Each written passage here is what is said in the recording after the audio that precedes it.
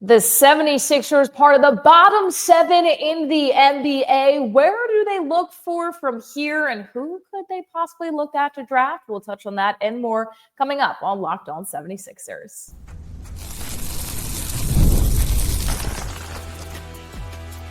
You are Locked On 76ers, your daily Philadelphia 76ers podcast, part of the Locked On Podcast Network, your team every day. What's going on, everybody? Welcome into Locked On 76ers. We're your host, Keith Pompey, 76ers beat writer. I'm Kayla Santiago, sideline reporter for the Delaware Bluecoats, the NBA G League affiliate of the Philadelphia 76ers. If you're watching us on YouTube, make sure to like, comment, subscribe.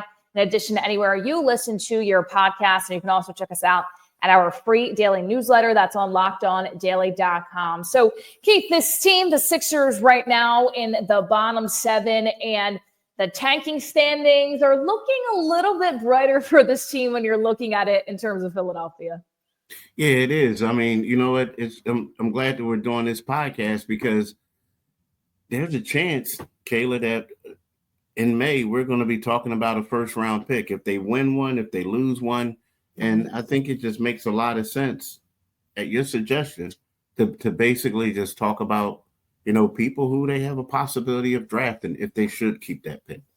Yeah, and it's interesting because so everybody is talking about Cooper Flagg. He's clearly the obvious. He's the top guy. He's the top dog. But the odds of the 76ers falling in that number 1 spot, they're kind of 1 out of 6 if you look at the lottery from that standpoint. So I'm looking at some guys, and it's really interesting because when you're looking at the draftees, you could say, for this NBA draft coming up, you're looking at positional players too. You're also kind of looking at the top guys. Keith, we don't know where they're going to fall, but would you want to see the Sixers go for a top guy? We're not talking if they don't have the number 1 pick. Let's take Cooper Flagg out of this situation. Do you think they need a top guy or more of a positional feature for this team going forward? You know, that's a great question because there's 2 ways of looking at it, right? Typically, when you have a team and you're in the lottery, most often than not, you're just trying to rebuild. So you tend to take the best player available. But when you look at the 76er squad, they don't have a pure point guard, but they have a bunch of combo guards, right? So it's kind of like 2 nights ago, Quentin Grimes scored 35 points. So do you want to go out there and get another 2 guard? Especially when you have Jared McCain coming. So to me, in the perfect world, you know, I think, and if you also have Paul George and everyone, and Paul George playing like the forward position and Joel at the center. So I kind of think that they might be better suited going for a position of need if they get it. Now, again, if they get that 1% where you could get a Cooper Flagg. Oh, yeah, you're taking that. You're now, taking that. I'm telling you, and you may agree with me, you may not. I think in the guy who would be a perfect fit for them right now, if they could get him, would be Ace Bailey, right? And the reason why I'm saying that is because, you know, he's 6'10", right? He's young, but he has comparisons to like Brandon Miller, Michael Porter Jr., Rashad Lewis, right? You know, he's like a small forward, freshman small forward at Rutgers. And I feel like he would be a great person who you can slide into that forward spot, right? Opposite Paul George. And he could be a 3rd or a 4th option or someone like that who can help him out. And luckily for the Sixers, you know, there's been some people who have been very critical of his game, right? This year. So although I think that he's the 3rd best player behind, behind Cooper Flagg and Dylan Harper, his high school teammate, he's the 3rd best. But you never know what happens in the lottery, and he could slip and possibly be a guy that's on their lap. I think that he would be a great fit, in my opinion. I kind of have a bittersweet or a happy medium, you could say, with Ace Bailey, because when I look at him, he can also shoot the ball pretty well for a big wing. And I think that's something where you can look at and you can say, oh, well, you know, put him in the corner, maybe put him on the wing if he needs to go out there and shoot. I worry about the turnovers, looking up some stats on him, he turns the ball over 20% of his pick and roll possessions. I worry about that translating and his ball handling skills to the NBA. But once again, you could get a number 1 pick and Cooper Flagg cannot pan out. Now, I don't think that's going to happen. You never know, what's going to happen when you draft these guys. But I think Ace Bailey, I like him and his skill set. I'm worried about more kind of where his discrepancies are in the sense of where he's lacking. And I don't know how that will translate to the NBA, especially now. A lot of this conversation also centers around Joel Embiid, because if Joel Embiid is back and he's healthy and Paul George is there, you're more in a win now mode. I don't know, and I don't think that Ace Bailey would be great on a win now team, and I think that he would struggle a little bit to get started. I really like Dylan Harper kind of in that backup. I don't know if you're always drafting somebody as a backup guard, right? I don't think that he's a starter on the 76ers. I do like what he can bring, and that's something we've talked about. They need a point guard. He can create. He puts pressure. He's able to do a lot of things. That's 6'6" as well, 215 pounds. I also, now looking at a different position for me, I like Derek Queen from University of Maryland. Now, a lot of people are going to say, well, you have a Dembona, you don't need to bring a big in. And I do understand that, but he can also stretch a little bit. His offensive game is really developed. What he struggles with is the defensive game and the rim protection. And that's something you look at saying, do you really need to bring that in? If you have a guy like Yabu, if you want to keep him, you have a guy like Bona and things like that. So he's somebody else I look at. And there's a lot of different ways you can look at it. Keith, I think I agree with you in the sense position-wise, Ace Bailey is really taking Cooper Flagg out of any situation is the best in terms of that forward position. But I do worry about the parts in his game that are not fulfilled, especially the 76ers next year, if you're looking at it saying, okay, they're trying to win when Joel Embiid comes back and for them, hopefully be healthy. Yeah, so there's 2 ways to look at it, right? So, and, the Dylan Harper, of course, Dylan Harper will probably go second, in overall. Cooper Flagg is going to go number 1. Now, of course, Cooper Flagg will fit in nicely because he'll be a power forward, right? Now, the only thing is when right now we got the reason why, like Dylan Harper, I don't know if I'm going to use a top, because it's top 6 protected. So they would have to get the top 6 pick to get it. The last time you went out there and you drafted a lottery pick and you asked him to come off the bench was when they did it for Markelle Fultz, number 1. Right now, he started a little bit, then they wanted him to come off the bench. The guy had like a nervous breakdown. They said he had the yips, the ifs, whatever, but he really was just messed up. He didn't like the situation, whatever. The thing about Dylan Harper, when I look at the 76ers and we look at this roster right now, if you're going to get him, I think you got to start him, right? Yeah, okay. Because you're going to have to because then you may have to say, all right, well, Tyrese, you may have to move off the ball a little bit. We'll see. But the problem with Dylan right now, and I think a lot of it has to do with the Rutgers situation, he's not getting a lot of assists, right? He's just not like, he can do that stuff, but he's not doing it on this team. So I think that you have to play him. And the only reason why I said Ace and the reason why I like Ace for them is because when we look at the 76ers roster right now, assume that Kelly Oubre is going to start. Assume that, Paul George making 50-something million, that he's going to start, right? So what is the team missing? They're missing a wing with size, right? Do they need that person to come in and be the man? No, because it's going to be Tyrese Maxey's team, right? And when you look at a guy, and I like his comparisons to Michael Porter and Brandon Miller, these are 2 players who in the NBA are making a name for themselves by playing off of others. So if Joel Embiid, just assume, and I know a lot of people are saying he's shot, but let's just say if Joel Embiid can come back and be at 70% of the person that he thinks he's going to be. Tyrese Maxey comes in and they have that 2-man game working, right? And then you have Paul George sprinkling and doing what he's doing. What you need is a guy who's going to be able to knock down shots, a guy who's going to be able to have length and do a lot of other things, because your rotation is You're going to play positionless basketball at times. And then in your rotation, you're going to have, if Kelly Oubre starts, you're going to have Quentin Grimes coming off the bench and Jared McCain coming off the bench, right? So that's what I'm saying. These are probably going to be their top 7 players if they have it that way. I just think that when we look at it, you're taking Ace Bailey and swapping them out with KJ Martin, who was 6'5", swapping them out with Caleb Martin, who was 6'5". You know what I mean? Then you also have Yabusele coming off the bench as well. So to me, it just seems like I'm thinking, and I get what you're saying, like Dylan Harper, but I think that if I draft him, I'm going to have to, because if you draft him, he's probably going to be a top 2 pick. I think for sure. Yeah. Now, the center that you talked about, I do like what he has, because the thing about drafting that guy, what that's telling me is that's a safety net, right? Right. This is a guy that, okay, Joel may have to have surgery. We don't know what's going on.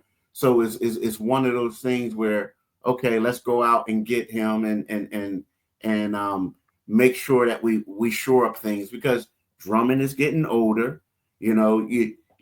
While Bona has showed some signs, he isn't quite there yet, right? Yeah. And then, the center from South Sudan, who's at Duke, he's 7'2". Malawach, yeah. Yeah, Malawach.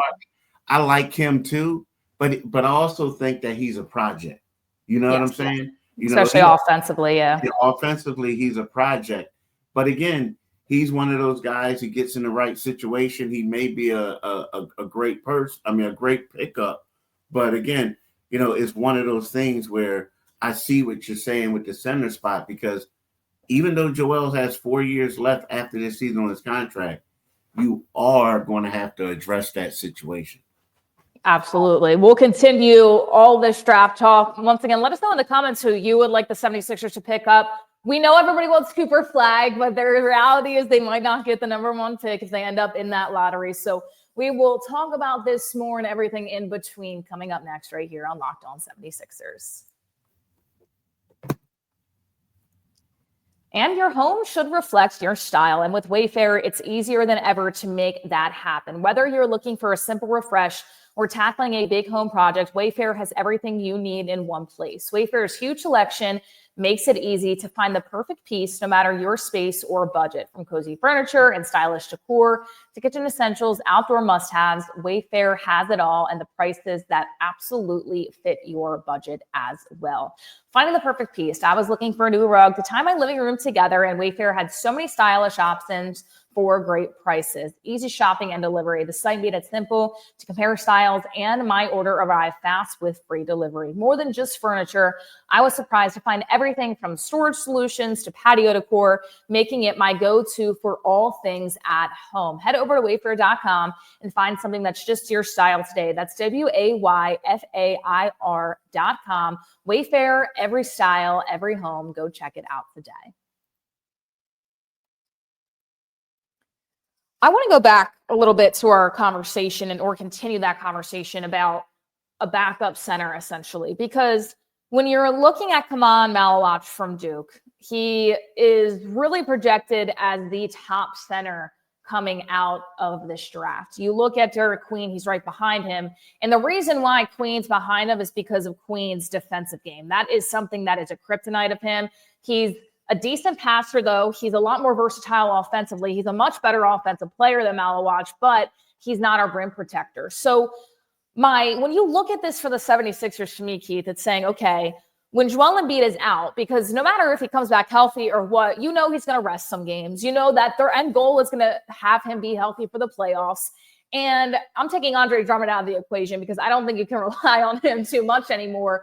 Adem Bona is still a raw guy. Do you go, if you want to look at a center that is more of a rim protector, that has a game of, not a lot of offensive side, or do you go with more offensive player that's out there? I think for me, I like Queen a little bit more from University of Maryland, just because I feel like Adem Bona can bring that presence on the defensive side a little bit more. And I think that he can develop in that game. We saw it with the blocks. We saw some career blocks. Malawach brings something a little bit similar, but where are you on in that? Because that's a huge conversation when we're talking about this team going forward, because this team right now still surrounds against the big fella. It's crazy because if we're talking about that position, because, we talked about the three guys that we think are going to go 1, 2, 3. Yeah. And then number 4, I do like this guy, VJ Edgecombe from Baylor, who's another wing. But if those guys are all off the board, then that's when you really have to start thinking. And then the reason why I like Malawach, right, is because, he can be kind of sort of like what Rudy Gobert is. Like he measures similarly to Rudy Gobert, right? Now, again, he's going to have to wow you during his workouts, right? Pre-draft workouts and things like that. Yeah. But at 7'2", 250 pounds, and we're talking about this team is Tyrese Maxey's, and you know what a Dembona can do as a backup. I kind of like this guy's, flashes of being a shot maker. And then I love him in pick and roll, right? You have a point guard, he's rolling to the basket, he's doing a couple things. So, yes, there are going to be some people who are going to be concerned over his raw offensive skills, right? And his numbers on the defensive end. But the one thing we know that he's well coached, he's at Duke, and we have to be honest with ourselves. Like, he's playing with Cooper Flagg. He's not getting a lot of opportunities to be the man. Like, it's Cooper Flagg's team. But when we talk about 7'2", 250, I was extremely impressed with him in the Olympics with South Sudan. So I really like him. Now, the thing is, what's his upside? Is he going to be a superstar? Probably not. But at the same time, I do think that he could be someone that you can use to work in well with him. Now, the other dude you talked about from Maryland, I do like what he does. The only thing is, how is he going to adapt being the fourth option? Right. You know what I mean? That's the difference. That's the difference with me. Right. And you never know how, even with Dembona this year, he was on assignment from the Sixers, played a few games with the Blue Coats too.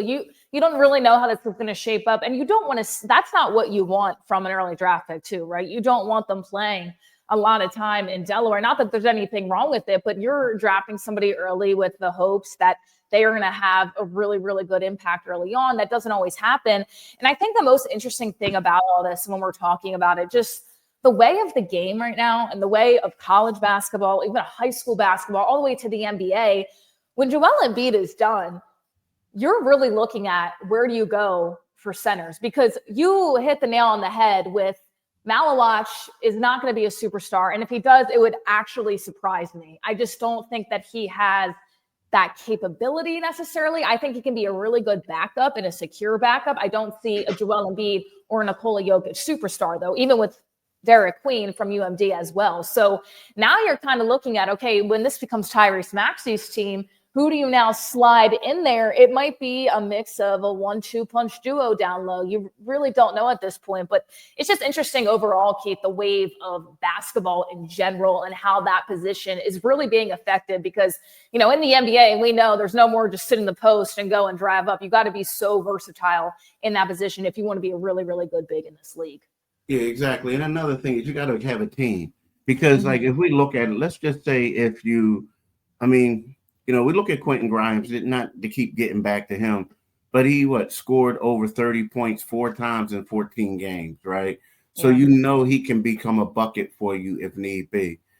Jared McCain was doing the same thing. He was putting up numbers for like Jordan, right? Like similar to Jordan as a rookie, not saying he's like Jordan, but putting up numbers similar to him.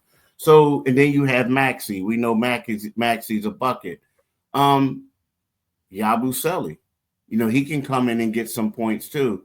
So when I look at Malawach, is more of, we need to fill, a position of need. And I get it because, see, the difference between these other teams and the 76ers, the 76ers are trying to win a championship.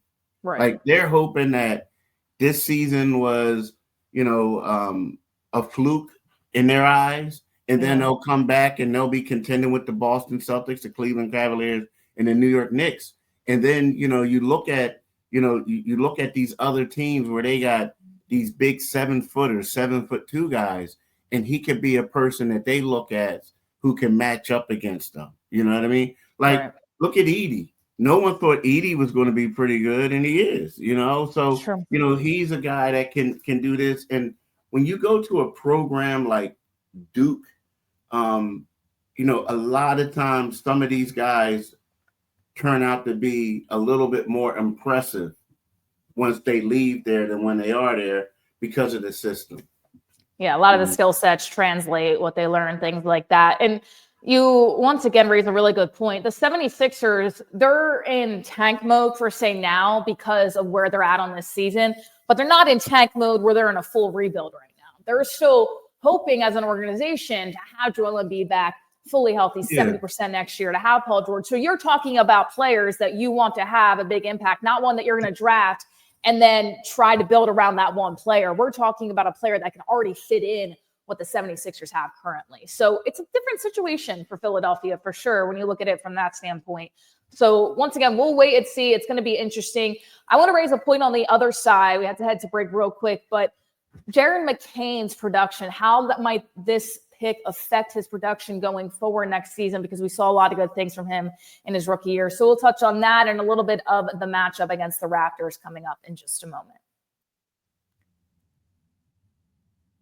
Before we get to all that, we have to tell you about Skims. So Skims not only is making things for women now, it is also having a men's line. It's a fantastic way to be able to get a gift for your significant other, or if you're a man watching this as well, if you want to get Skims, this is a great opportunity. They have the comfort, the fit, and just finding any style that you absolutely need. Skims has been able to change that and make that as well. The men's line offers something for everybody, from boxer briefs to classic briefs, all designed with the perfect balance of comfort and style. You're going to want to shop Skims Men's at skims.com/lockedonnba and Skims stores. Once again, now they have a men's line, so you're going to go check that out today. Let them know we sent you after you place your order. Select podcast in the survey and select our show in the drop-down menu that follows. Once again, that's shop Skims Men's at skims.com/lockedonnba and Skims stores. Let them know we sent you after you place your order. Select podcast in the survey and select our show in the drop-down menu that follows. Ladies, once again, if you're watching, if you're listening, you want to get your special someone a gift, well, there you go. If you're a man watching as well, this is a great thing to be able to get, to have the comfort that you want. A big thanks to Skims as well. So a lot of the players that, we alluded to, not talking about the centers and Malawach and Queen, but we touched on Ace Bailey a little bit. We touched on Dylan Harper a little bit. And the one thing for me, Harper, in a perfect world, I would love to see come off the bench, but I don't think you draft a guy number 2 or 3, if that's what they get, to come off the bench. That's not what you do. Ace Bailey pushes in that starting lineup, most likely. Now, Keith, earlier in the year, we both kind of said Jared McCain should come off the bench. Yes, he's performing really well, but give him that spark. Make him be the spark off the bench. He's essentially the sixth man that everybody wants to be and that teams don't want to see. But do you think this will affect his production at all? Because he's coming off an injury. He had a really good rookie season. And now, essentially, the Sixers might be bringing somebody in that plays ahead of him. I don't. I don't. I mean, it could. But, when we look at it, what is Jared McCain? Like, he's kind of like a 2-guard who can also ball handle. So he was playing point guard. But in the perfect world, in the beginning, when everything was going right, they looked at him more as the backup point guard, right? So, and part of the reason is he and Tyrese are just a small backcourt.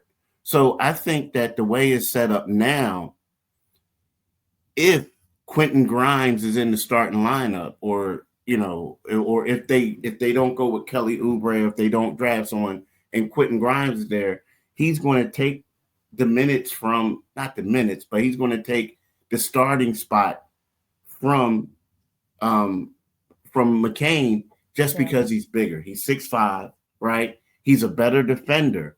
But I do think that Jared McCain is going to be someone who kind of plays somewhat starter minutes. He's going to be a guy that they're going to, end the half with, a guy who they're going to end the game with.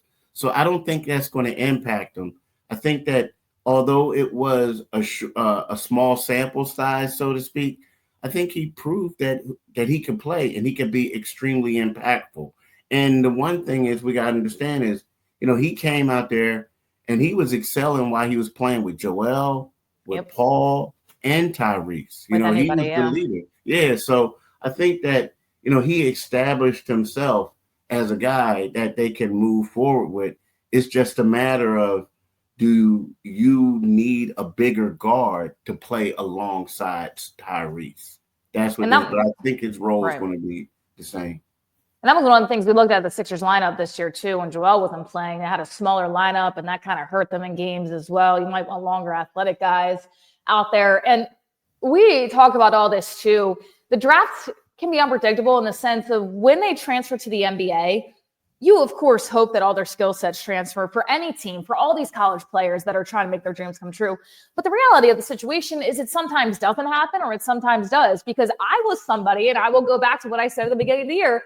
Why did the 76ers draft Dalton Connect? Why did they draft Jared McCain? He's a player for the future. He might be on assignment to the Blue Coats, and he shocked me. I think he shocked both of us. So you really never know what you're going to get. It could work out in their favor. But I am excited to see where this kind of goes, because I think there's a lot of talent right now that could fit in with the 76ers well if they get in that top 6 protected. If that doesn't happen, that's a different conversation that we are going to have. But I think at the same time for this team, when you're looking at it right now, there's a lot of pieces that you could have in there that on paper and how these, athletes play in college that fit in really well with the 76ers team.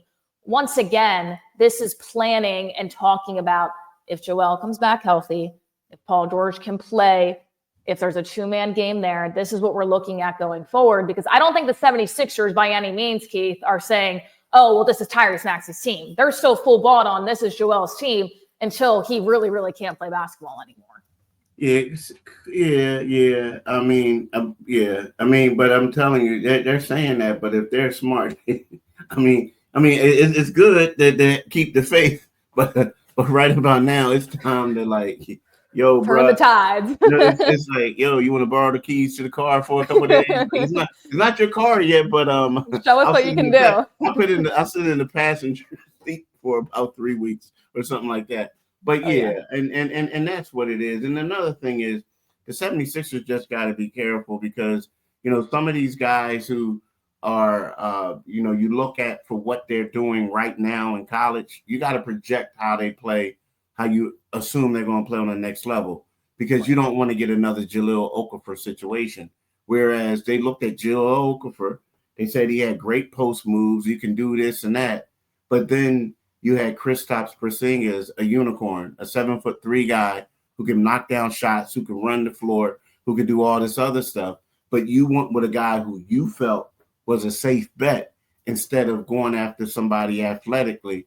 And, they did a couple other things like that. So they just have to be careful, with this pick, because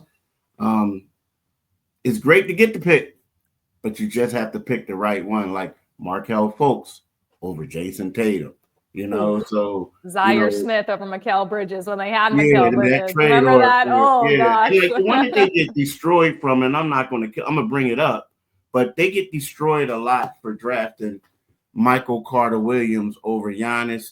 And I'm not going to kill them too bad for that, because there was a lot of other teams that did the same thing. Right. But you know what I mean? But again, we're talking about an athletic guy that you see. He's a little bit raw talent. And, if you scout the right way, that he can fit in and play well. And they got to make sure they do that. They do. They might need some help from their buddy over at Lincoln Financial Field and Howie Roseman to teach them how to draft in the last few months, because they got to get this right. They have to get this right. So they did really well in the last draft. We were surprised. We'll see what Jared McCain's able to do in year 2. We'll see, where the 76ers end up. But why are we previewing this? Why are we talking about this? Well, you guys already know the Tank Bowl essentially is coming up here tonight at 7:30 p.m. The Raptors also in the bottom 7 standings into the NBA too. So this is a big game in terms of possibly where you can end up if you're in that lottery, if you're in the top 6 as well in terms of the NBA draft. So the 76ers, they are in action here tonight against Toronto. That game is at 7:30 p.m. We'll wait and see the performance out there if Quentin Grimes goes off again. Nevertheless, we're focusing on some of those other picks the 76ers could possibly look out for next season already. But they do play in a big game, and I know a lot of people are going to have eyes on that one to see if the 76ers can fall yet again against Toronto. So 7:30 p.m. tip-off, and we will join you guys a little bit out of here. Yeah, must lose. It's crazy we're saying that. We're talking about an NBA game. Must lose game. We listed the people for you guys. They can't afford to go out in that 6, right? They can't afford to be in that 7 spot because then all this blows up what we just mentioned too. So must lose game for the Philadelphia 76ers. But thanks for joining us, everybody. For Keith Pompey, I'm Kayla Santiago saying so long, and we'll see you guys next time.